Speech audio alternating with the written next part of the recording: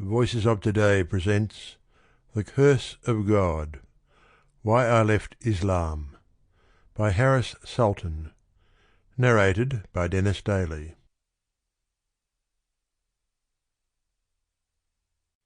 Foreword by Ali A. Rizvi. We have all heard of lapsed Catholics from magazine articles and stand-up comedians. In the Jewish community, secular Jews are almost the default. Former Hasidics are featured in award-winning Netflix documentaries. Ex-Scientologists frequently score lucrative book and TV deals. What then of the ex-Muslim? Is it really reasonable to assume that the world's second-largest religious community, numbering over 1.6 billion, is the only one that hasn't produced any significant number of free-thinking individuals who favour reason over faith, and morality over piety? Of course it isn't.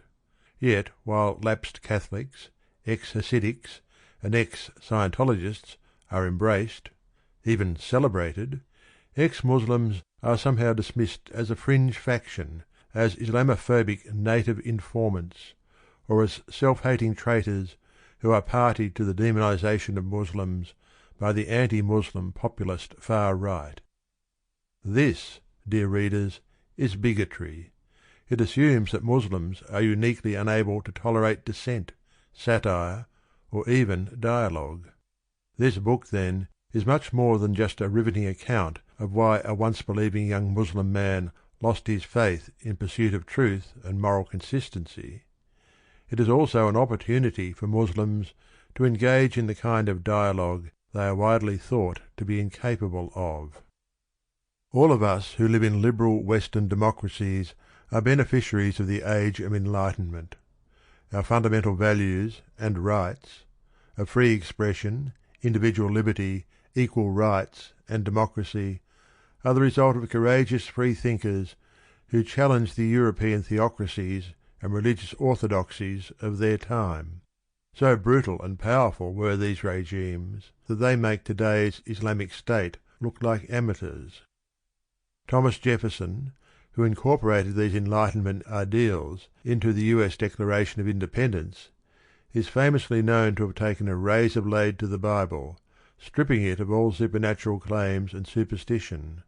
Rather than building a nation on the basis of Judeo-Christian values, as some erroneously claim, America's founding fathers did quite the opposite. They founded their nation as a deviation from Judeo-Christian values.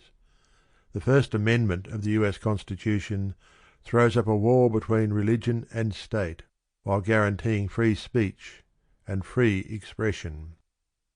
Today, this age of enlightenment is dawning again in the Muslim world. Like Voltaire, Rousseau, and Jefferson, countless young men and women across the world's Muslim communities are openly questioning the religion of their parents and organising as they never could before. Just as the advent of the printing press opened up the contents of a once opaque Bible to the average person, the Internet has made the contents of the Quran transparent to any pre-adolescent child with basic Google skills. When I grew up in the 1980s, we had a Quran on the top of a bookshelf in the living room. It was in a language we didn't understand, and it could not be touched, much less opened or read, without a purification ritual called wudu. Most Muslims, while revering the book as sacred, had no more than a vague familiarity with its contents, while those of us who did wish to read and understand it, finding all the verses related to a certain topic, took hours of perusal and bookmarking, preferably of a translation that was acceptable to most Muslims. Most weren't. In contrast, today, children can conduct keyword searches of the entire Quran by topic, compare dozens of translations side by side, delve into etymology, grammar, and syntax, and share everything they've learned with their friends, in minutes. Why don't we hear about it then? The answer to this question is as simple as it is unfortunate. The few who have dared to speak out in Muslim-majority countries Sample complete. Ready to continue?